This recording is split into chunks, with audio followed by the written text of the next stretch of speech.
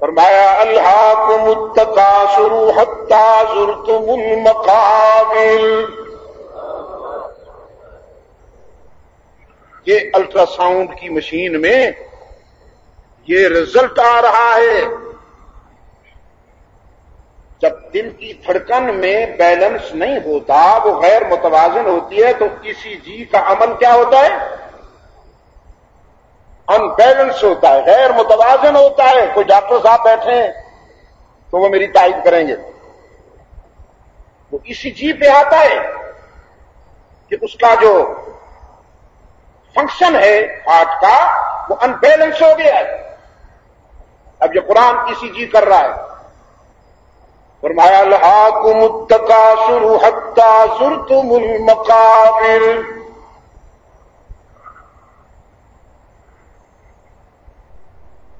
زروسیم اکٹھا کرنے میں،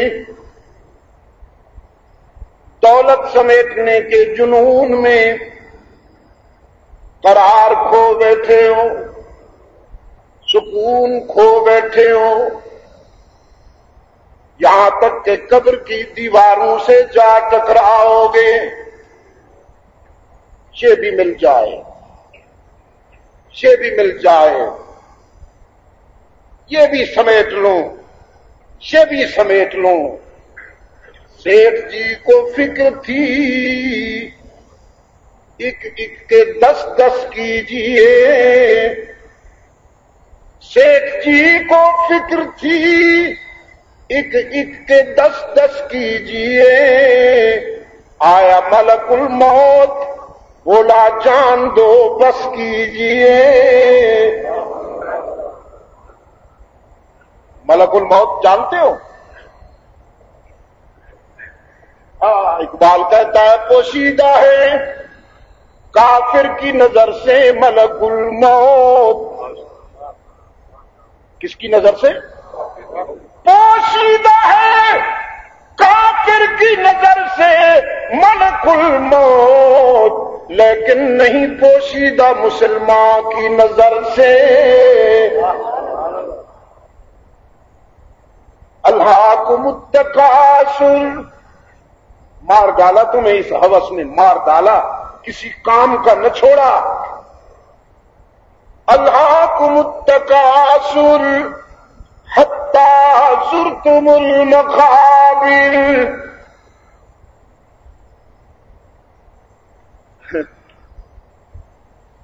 کوشش ہو رہی ہے سرمایہ بچ جائے، ٹیکس نہ دینا پڑے.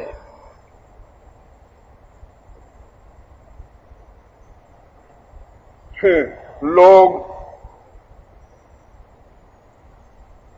اتنی بہادری سے جھوٹ بول رہے ہیں کہ حیران ہوتا ہے انسان. اس دن ایک ذمہ دار دوست سے بات ہو رہی تھی، کہنے لگے مجھے حیرت ہے یہ 4 پیسے بچانے کے لیے لوگ جھوٹ بول رہے ہیں، اپنی آخرت خراب کر رہے ہیں. میں نے کہا غلط کر رہے ہیں، ان کو ایسا نہیں کرنا چاہیے. لیکن اگر آپ بھی فاروق اعظم کی طرح سادہ لباس اور سادہ زندگی گزارنا شروع کر دیں اور لوگوں کو یہ پتہ چل جائے کہ ہمارا ٹیکس کھایا نہیں جائے گا، گنجے نہیں بنیں گے لوگ ٹیکس کھا کھا کر، چوریاں کر کر کے، تو پھر آپ کو کہنا نہیں پڑے گا انشاءاللہ لوگ اپنا سب کچھ ملک و ملت کے لیے قربان کرتے ہیں. میں یہ بات بہت ذمہ داری سے کہہ رہا ہوں. لوگوں کا کانفیڈنس لوز ہو گیا ہے، لوگوں نے جھوٹ بولے. یاد ہے آپ کو قرض اتارو ملک سنوارو، حالانکہ وہ قرض اتارو ہمیں سنوارو تھا. اپنا سائز بڑھتا چلا گیا، اپنا سائز بڑھتا چلا گیا.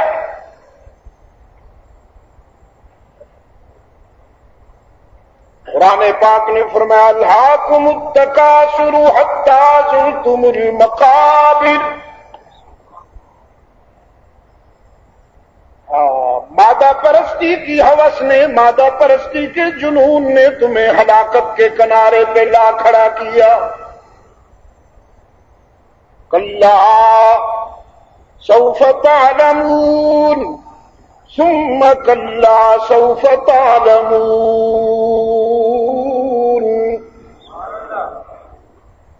معلوم ہو جائے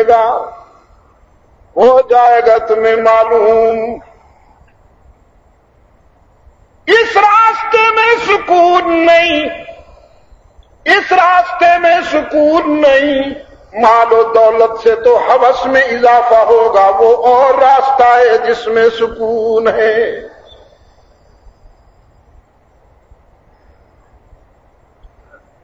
پھر ورق پلٹے،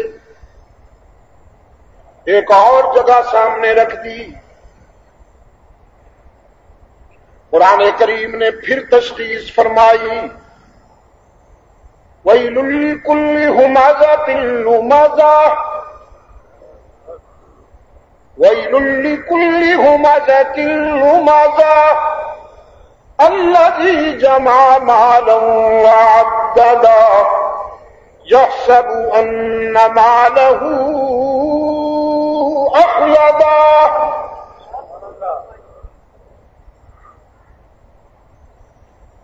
وہ مارا گیا، پنجابی میں ترجمہ کروں، اودا ککھ نہ رہا،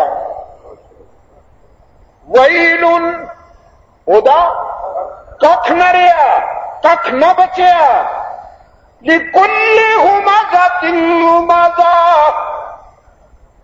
الذی جمع مالا وعددا یحسب ان مالہ اخلدا۔ جس نے گن گن کر دولت جمع کی، گن گن کر جس نے سنبھال کے رکھا، ہمیں تو یہ زیب نہیں دیتا، ہم تو اس کا نام لیتے ہیں، ہم تو اس کے غلام ہیں جو نماز کے لیے آئے ہیں۔ اقامت ہو گئی، تکبیر اولا سے پہلے مصلی سے ہٹ کر گھر چلے گئے حجرہ عائشہ میں، تھوڑی دیر بعد واپس آئے مصلی پر، نماز ہو گئی۔ صحابہ نے عرض کیا اللہ کے رسول، آج تک ایسا تو نہیں ہوا کہ اقامت کے بعد آپ گھر تشریف لے گئے ہوں، آج پہلی مرتبہ ہوا ہے۔ فرمایا ہاں، کچھ دراہم ہدیہ کے طور پر کچھ دراہم آئے تھے، کچھ پیسے آئے تھے، وہ تقسیم تو ہو گئے تھے، لیکن جب میں مصلی پہ کھڑا ہوا تو مجھے یاد آیا ان میں سے کچھ باقی تھے، جا کے ان کو اللہ کے بندوں میں اور فقراء میں تقسیم کرنے کے لیے بھیج دیا، پھر دامن خالی لے کر اپنے داتا کے حضور آ کھڑا ہوا۔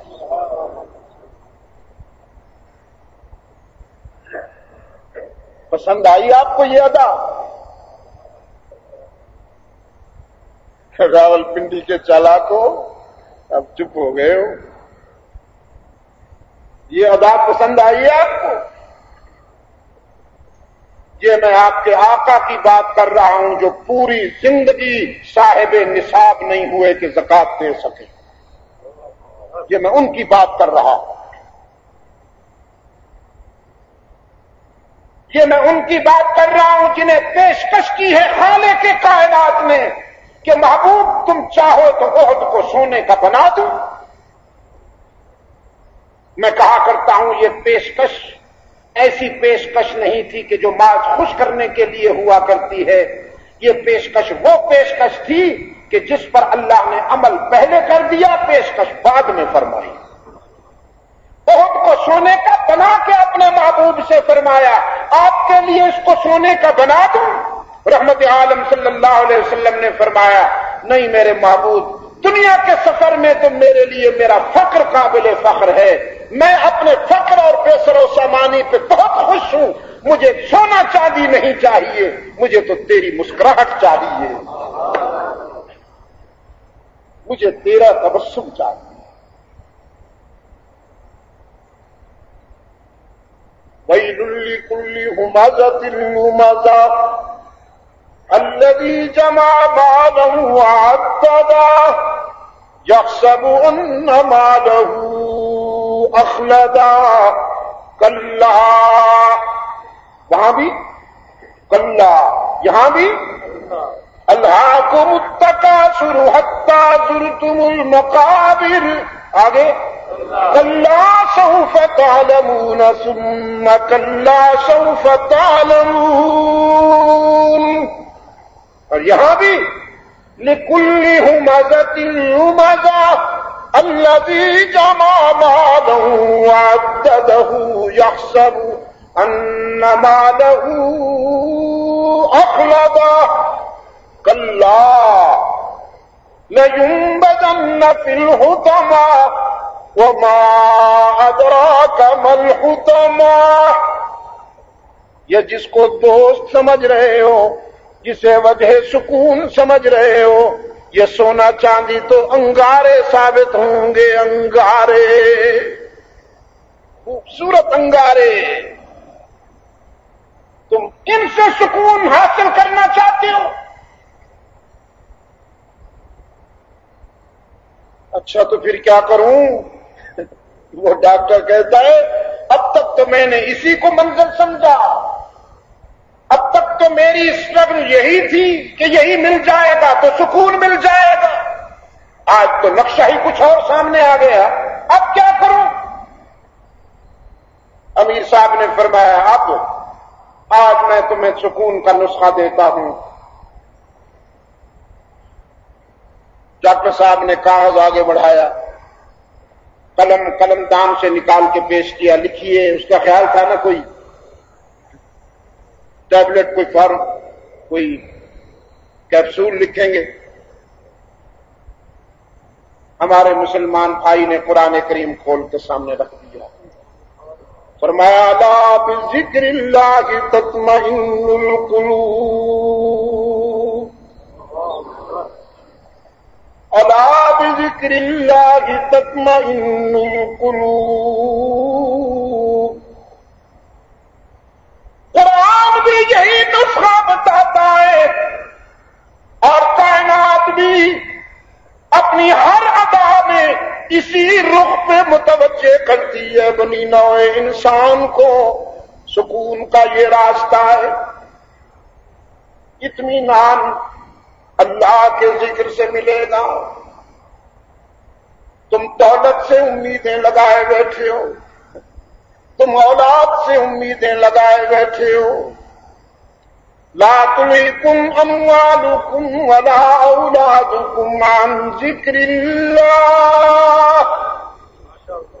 یہ اولاد اور دولت یہ کہیں تمہیں تمہارے دوست سے معروم نہ کر دے، ان کو اپنا دوست نہ بناؤ، اسی سے دوستی لگاؤ نا جو کبھی بے وفائی نہیں کرتا، جو بے وفائی کو جانتا ہی نہیں ہے، جس کے نام سے وفا متعارف ہوئی ہے،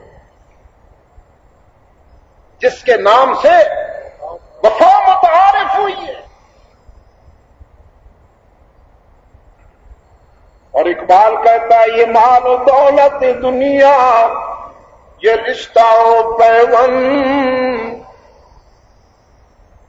یہ مال و دولت دنیا، یہ رشتہ و پیوند، بتان وہم و گمان، اللہ اکبر اللہ اکبر، بتان وہم و گمان، یہ تو بت ہیں، بت۔ دوستی کے سفر میں، پیار کے سفر میں یہ بت توڑنے ہوں گے۔ خلیل اللہ نے یہ بت توڑے ہیں کہ نہیں؟ پیار کے سفر میں سب سے پہلے باپ سامنے آیا، بڑا نازک رشتہ ہے انسانی رشتوں میں، باپ سامنے آ گیا۔ خلیل اللہ اللہ کی دوستی کے معیار پر کھڑے ہیں، فرماتے ہیں یا ابتی لما تعبد ما لا يسمع ولا يبصر ولا يغني عنك شيئا۔ ابتی لا تعبد الشیطان ان الشیطان کان للرحمن عصیا یا ابتی انی قد جاءنی من العلم ما لم یأتک فاتبعنی اہدک صراطا سویا. ہاں باپ یہ کیا کرتے ہو؟ جنہیں ہاتھوں سے بناتے ہو، جنہیں ہاتھوں سے سجاتے ہو، انہی کے آگے سر جھکاتے ہو. اتنی پستی، اتنی ذلت، انسانیت کی اتنی توہین. جنہیں ہاتھوں سے سجاتے ہو، ہاتھوں سے بناتے ہو، انہی سے امیدیں وابستہ کرتے ہو، انہی کے آگے دامن پھیلاتے ہو. بد نصیبوں ما لا یسمع ولا یبصر، یہ تمہاری سن بھی نہیں سکتے، یہ تمہاری بدحالی کو دیکھ بھی نہیں سکتے. یہ عقیدہ بہت پرانا ہے، بہت پرانی جہالت چلی آ رہی ہے کہ یہ ہمارے بت دیکھنے میں تو خاموش ہیں لیکن اندر سے پرجوش ہیں. دیکھنے میں تو خاموش ہیں، اندر سے پرجوش ہیں. سن رہے ہیں ہماری دل کی کہانی، سن رہے ہیں ہمارے دکھوں کو اور دیکھ رہے ہیں ہماری حالت کو. خلیل نے سب سے پہلی ضرب اسی پہ لگائی، لم تعبد ما لا يسمع ولا يبصر ولا يغني عنك شيئا. یہ تمہاری سنتے بھی نہیں، تمہیں دیکھتے بھی نہیں، تم انہیں کارساز بنائے پھرتے ہو، بدبختوں دستگیر بنائے پھرتے ہو، انہیں مشکل کشا بنائے پھرتے ہو. یہ تو ایک رائی کے برابر بھی تمہارا، ایک رائی کے برابر بھی تمہیں کام نہیں آ سکتے. اپنے اوپر سے مکھی بھی نہیں اڑا سکتے. مکھی کیا اڑائیں گے؟ مکھی اگر ان کے کھانے سے کوئی چھوٹا سا ریزہ لے کے چلی جائے تو یہ اس سے واپس بھی نہیں لے سکتے کہ بڑا اچھا ہے، سویٹ ڈش ہے میری، دے جا، تم کیا کرے گی؟ ضرب مثل فاستمعوا له ان الذين تدعون من دون الله لن يخلقوا ذبابا ولو اجتمعوا له وإن يسلبهم الذباب شيئا لا يستنقذوه منه ضعف الطالب والمطلوب. دوویں دا پھٹے منہ ہیں، دوویں دا نہیں کچھ کر سکتے نہیں نہ ان سے مانگتے ہو جو کچھ بھی نہیں، اور اس سے کیوں نہیں مانگتے جو سب کچھ ہے؟ ایسے ضعیفوں کے آگے جھکتے ہو. ابلیس کے چھانسے میں نہ آنا، وہ تمہارا پرانا مہربان ہے. میں عرش بری کا نمائندہ ہوں، علم وحی کی روشنی لایا ہوں، اجالے لایا ہوں، تابانی لایا ہوں. مجھے فالو کیجئے، میرے پیچھے آئیے، صراط مستقیم پر لگا دوں. بات بگڑ گیا، دو ٹوک بات کہہ دی، یا اس کو چھوڑ دو یا مجھے چھوڑ دو. خلیل نے دیکھا تو رائے پہ کھڑا ہوں، ایک طرف باپ ہے، ایک طرف رب ہے. باپ کہتا ہے میرے لیے رب کو چھوڑ دو، اور میرا اللہ کہتا ہے میرے لیے سب کو چھوڑ دو. خلیل اللہ نے اپنے ضمیر سے پوچھا، ضمیر نے فیصلہ صادر کیا، سب کو چھوڑ سکتا ہوں، رب کو نہیں چھوڑوں گا. سب کو چھوڑ سکتا ہوں، رب کو نہیں چھوڑوں گا. چھوڑ دیا کہ نہیں؟ زندگی بڑی عزیز شے ہوتی ہے دوستو. اللہ کے پیار کے سفر میں خلیل نے زندگی بھی جھونک دی نمرود کی جلائی ہوئی آگ میں. وطن سے لوگوں کو بہت پیار ہوتا ہے، وطن بھی چھوڑ دیا. بیوی اور بیٹے کو ویرانے میں بٹھائے. حاملین عرش نے ایک دن تبصرہ کیا. خلیل اپنے بیٹے کو یاد کر کے بہت روتا ہے. روتے تھے، یہ صحیح ہے. بیٹا، اور بیٹا بھی اسماعیل جیسا جو خود رسول ابن رسول ہونے کے ساتھ ساتھ جس کے رگوں میں رحمت للعالمین کے خون کی نسبت بھی رواں دواں ہے، ایسے بیٹے کے لیے کیوں نہ رویا جائے؟ تو تبصرہ ہوا، ملائکہ میں تبصرہ ہوا. خلیل کو جتنا بیٹے سے پیار ہے اللہ سے بھی اتنا ہی پیار ہے. اللہ نے فرمایا میرے خلیل پریکٹیکل کر دو، پریکٹیکل کر دو، عملاً اس کا جواب دے دو. اسماعیل کے گلے پہ چھری چلا کے بتا دیا جتنا اس سے پیار ہے بیٹے سے نہیں ہے.